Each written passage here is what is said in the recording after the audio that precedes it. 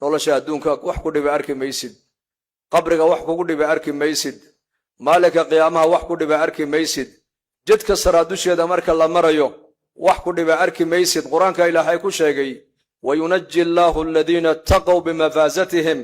la yamassuhum as-su'u wala hum yahzanuna ba ilaahay yiri kuwii adduunka dusheeda ilaahay ka baqayay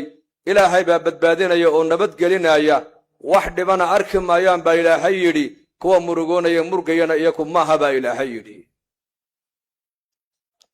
cibaadada waxa loo cibaadeysanaya ee loo soomaya ee loo salaadaya ee loo xajinaya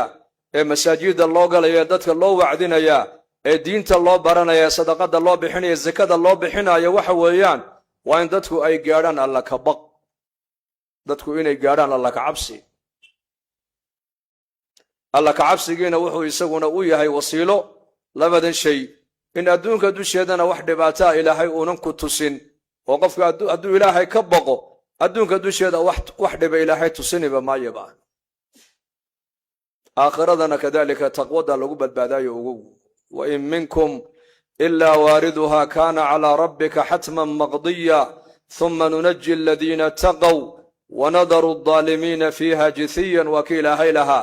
mid inaga mid ma jirin oo ma jiro hadduu jirasa naarta jahannama uu ku arooraya bimacna waa jidka siraad uu maraya weeyaan waa buundo waa kaabad naarta jahannama korkeeda ayay maraysaa ilaahay wuxuu leeyahay basharka oo dhan halka way wada marayaan ayaa nabad galayo badbaadayo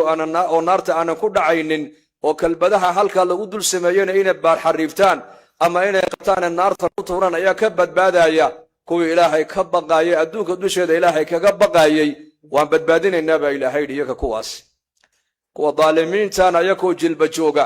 naarta kalbadaha kalaabiibta jidka saraadusheeda lagu dul sameeyay intay qabtaan bay naarta ku tuurayaan ba ilaahay yiri wanadaru adh-dhalimina fiha jithiya